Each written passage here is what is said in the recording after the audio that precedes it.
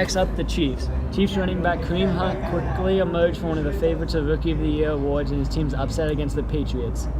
And he kept on impressing in Week 2. In Week 2, he did it again, racking up nearly 200 yards and sealing the game with a 70-yard touchdown late in the fourth. Finding themselves behind 14-7 in the half, Aaron Rodgers getting the ball back. You'd think they'd get a touchdown, but instead, Aaron Rodgers throws a rare pick six. Odell in Week 1 had a terrible performance, but he bounced back in Week 2 with 2 touchdowns against the Eagles, but still losing the game. The Saints' defense was just too much for Cam Newton as he threw 3 interceptions and was 17 of 26 for 169 yards, but in the fourth quarter was eventually pulled out. They still lost the game 34-17. The Texans gave the Patriots all they could handle in the first half of Sunday's matchup, including taking the lead after Jadeveon Clowney returned a Tom Brady fumble for a touchdown, came back and won the game by 4 points. Chicago were the favorites to win, but the Bears had no interest of that as they're up 14-7 almost at the end of the first half. But while the Steelers were attempting a field goal, it got blocked by Marcus Cooper. He took off, but at the 1-yard line, pass was stripped. Up to potential blowout with pick 6 against the Falcons. Matt Ryan and the Falcons offense were on a roll in the first half against the Lions. And with the defense also playing well, Ryan had the ball up 17-6 with the chance to increase the lead in the final 2 minutes. But that's not what happened. Instead, Glover Quinn stepped in front of a pass and picked it off and returned it for a touchdown. It was the spark the Lions needed as they managed to come back and tie the game 23-23 late in the third quarter, 26. Jets versus the Dolphins were seen as the clear winners, but the Dolphins were seen to sleepwalk through most of the first half against the Jets team that may be considered the worst in the league.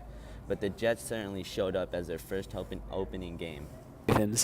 The Jags pretty much did anything on offense, defense, and special teams that worked, including a special teams fake punt late in the third when they up 37-0 to lead for the win.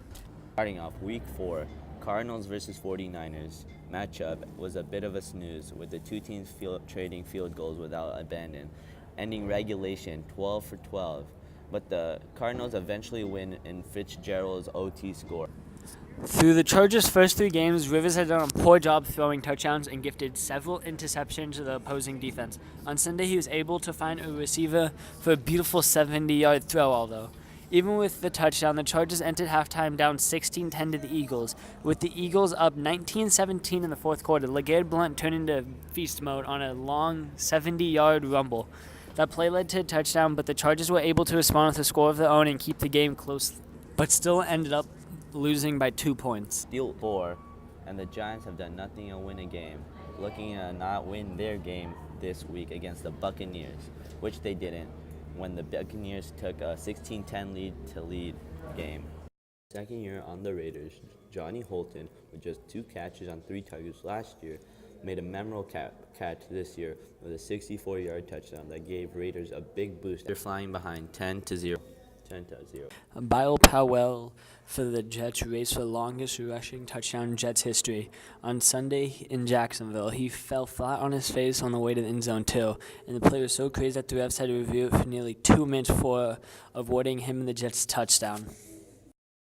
And what was even worse is the Jets converted a fake punt on 4th and 21 at the end of the half and then missed a field goal because, of course. And then, just for the good measures, the Jaguars' middle linebacker Miles Jack took a fumble recovery for 82 yards for a touchdown to pull the Jags within 3 points with 10 minutes to go in the fourth quarter. It made sense that then these two teams went to overtime and that the Jets won it on last-minute field goal to win. Remember when everyone said the Jets were going to go 16-0? Well, yeah, after 4 weeks, they have the same record as the Patriots. For MVP? Well, it does seem like that, as the Rams get a win over the Dallas Cowboys 35-0 with Goff's 255 yards, 26 of 36 of catches, and 2 touchdowns.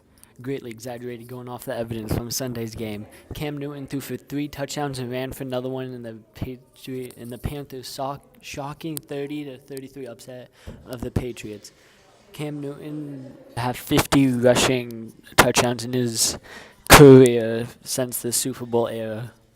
Oh my God. Bills bounced the Falcons in Hotlanta as Tyrod Taylor was just 12 or 20 for 182 yards and a touchdown.